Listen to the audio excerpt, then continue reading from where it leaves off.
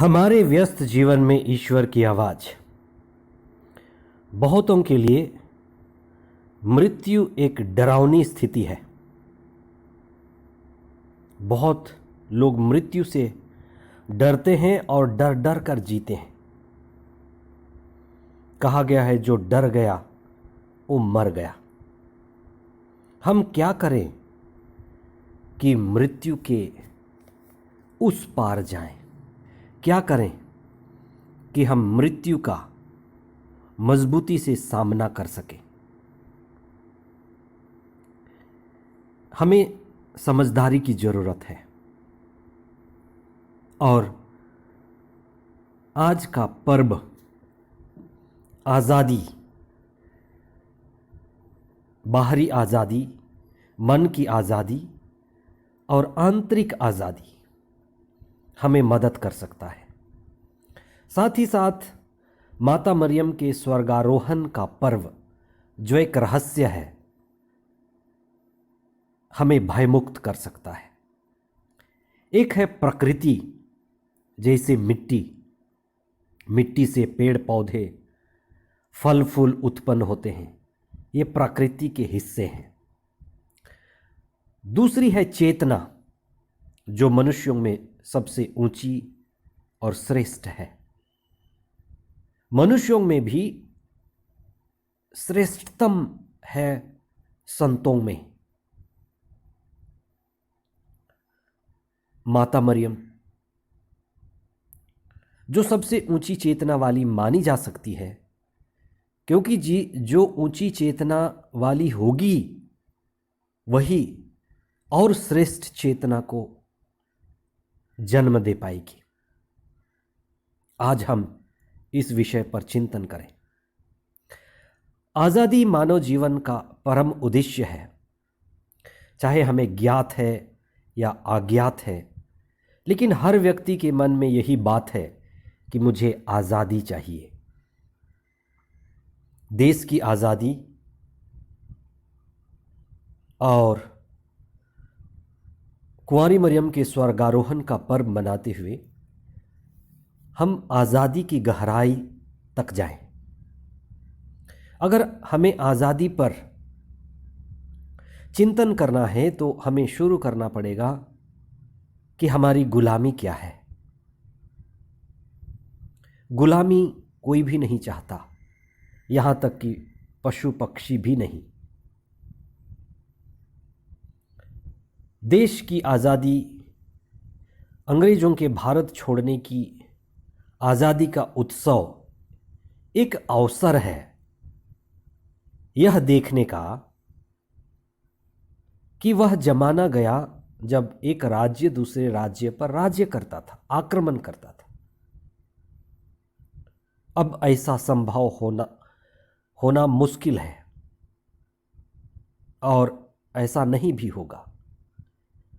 लेकिन जो कुर्बानी और बलिदान हमारे वीरों ने, बुजुर्गों ने दिया है, उसी बलिदान, उसी त्याग, उसी जुनून से हमें अपने अपने मन के बंधनों से आज़ादी चाहिए।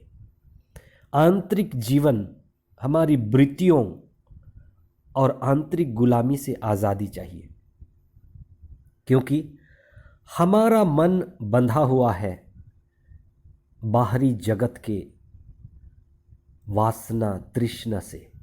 हमारा मन बंधा हुआ है, प्रभावित है व्यापार से और तरह तरह की आकर्षण शक्तियों से, मीडिया से। इसलिए जो हमारे मन में विचार है वो भी उन्हीं से बुरी तरह प्रभावित है। हमारी आंतरिक स्थिति, हमारी वृत्तियां, जिसे हम कहते हैं कि मेरी ही है, वहाँ भी हम ये नहीं समझ पाते कि हमारी वृत्तियां भी अपनी ही बुराइयों का प्रभाव है। इसलिए माता मरियम का स्वर्गारोहण हमें आश्वासन देता है, हमें आश्वस्त करता है कि ईश्वर से जुड़कर हम पूर्णतः आज़ाद होते हैं। ईश्वर को समर्पित होकर हम आध्यात्मिकता में बढ़ते हैं, और जब हम ईश्वर से जुड़ते हैं, आत्मा का अनुभव करते हैं, हमारी चेतना बढ़ती जाती है, तो हमारे शरीर और मन का भी रूपांतरण होता है और हमारे अंदर आत्मा का राज होता है। माता मरियम के स्वर्गारोहण का यही गहरा अर्थ है कि जब आत्मा प्रभावित होता है, आत्मा द्वारा हम प्रभावित होते हैं, आत्मा शरीर को और मन को प्रभावित करता है, संचालित करता है, तब हमारे अंदर चेतना बढ़ती है। इसलिए चेतना के बढ़ने से ही मन में नियंत्रण और शरीर में स्वस्थिति, स्वास्थ्य और अच्छी स्थिति आती है। जन्म से लेकर क्रूस की यात्रा तक कुंवारी मरियम ईसा के साथ रही। ईसा ईश्वर के पुत्र हैं। ईश्वर ने अपने पुत्र को इस दुनिया में भेजा और इस दुनिया में भेजने के लिए उन्होंने कुंवारी को चुना।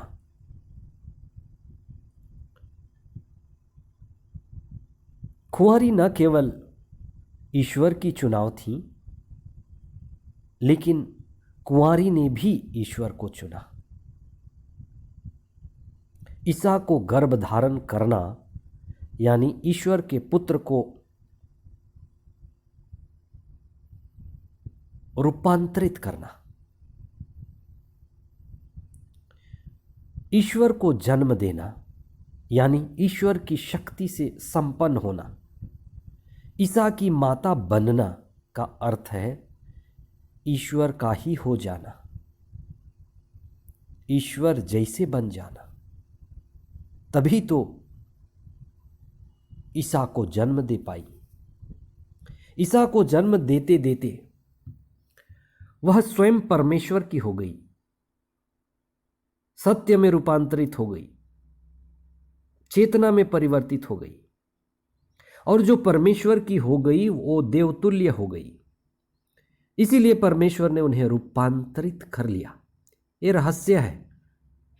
हमें प्रार्थना करते हुए, मनन चिंतन करते हुए इस रूपांतरण को समझना है।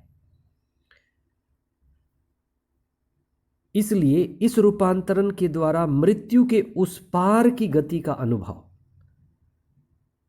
जैसे संत पौलुस कुरिन्थियों के पहले पत्र अध्याय 15 पद संख्या 51 में कहने की कोशिश कर रहे हैं, जिनको कहा नहीं जा सकता। वे कहते हैं कि मैं तुम्हें एक रहस्य बताता हूं, हम सभी नहीं मरेंगे, पलक झपकते ही, तुरही के बजते ही रूपांतरित हो जाएंगे। नहीं मरेंगे, रूपांतरित हो जाएंगे। इसका अर्थ है शरीर और मन जो प्रकृति का है, चेतना में परिवर्तित हो जाएगा। यह एक रूपांतरण है जो ईसा के साथ हुआ। ईसा पुनर्जीवित हो गए, शरीर और मन रूपांतरित हो गया, चेतना में परिवर्तित हो गया। ईसा की माता का भी ऐसा ही हुआ। हमारा जीवन ही एक चुनाव है, प्रयास है कि हम ईश्वर के हो जाएं, ईश्वर के बन जाएं। इसलिए हमारी यात्रा ही ईश्वर की ओर है, मृत्यु से अमरता की ओर है, ईश्वर तुल्य बनने की है।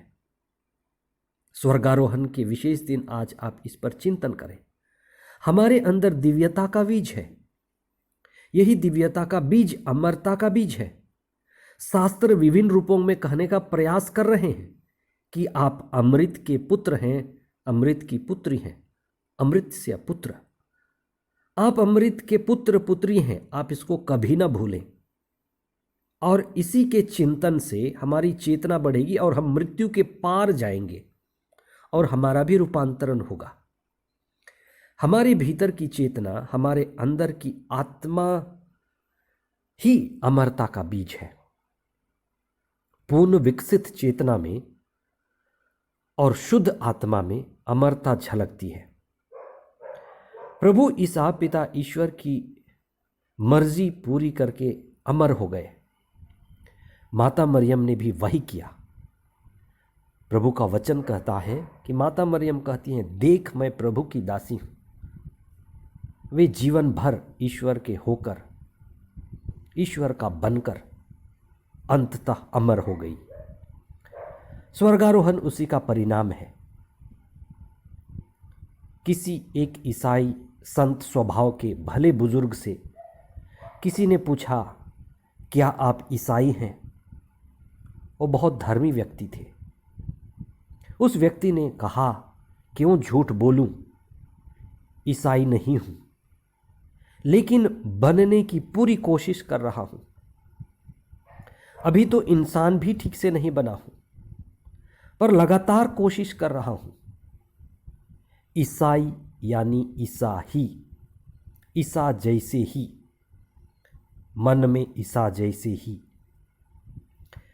चेतना में ईसा जैसे ही, परमेश्वर का होना, बनना।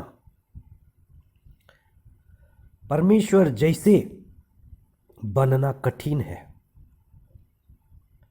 वही मुक्ति है, वही मुक्ति का मार्ग है। आज का दूसरा पाठ कहता है,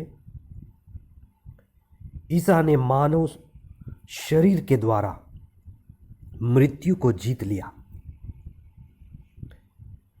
यह हमारे लिए भी एक संभावना लेकर आता है कि हमारे शरीर के द्वारा, मन के द्वारा, लगातार प्रयास के द्वारा, अच्छे चुनाव के द्वारा हम मृत्यु को जीत सकते हैं। आज का पहला पाठ माता मरियम के जीवन के संघर्ष को प्रकट करता है। माता मरियम चेतना की मुकुट है जिसमें परमेश्वर निवास करते हैं। वह मानव कितनी चेतनशील होगी जिसने ईश्वर के पुत्र ईसा को धारण किया। कितनी तेजस्वी, ऊर्जावान और चेतन युक्त रही होंगी। उन्हें अमृत पुत्री कहना उनको सत्कार देना है। आइए हम प्रार्थना करें। हे सर्वशक्तिमान ईश्वर, धन्यवाद देते हैं हमारे आजाद भारत के लिए। धन्यवाद देते हैं धार्मिक स्वतंत्रता के लिए, आज़ादी के लिए। प्रार्थना करते हैं कि ये हमारा देश जो विभिन्न परिस्थितियों से गुजर रहा है, स्वास्थ्य, राजनीति, आर्थिक, सामाजिक, हर तरह की बाधाओं से ऊपर उठे। हमारे देश के प्रधानमंत्री, राष्ट्रपति, सभी मंत्रियों को आशीर्वाद प्रदान करें। इस देश में एकता बनी रहे, धार्मिक सद्भावना, सामाजिक समरसता और आध्यात्मिक चेतना बढ़ती जाए। ये प्रार्थना हम करते हैं हमारे प्रभु ख्रिस्त के द्वारा। आमीन।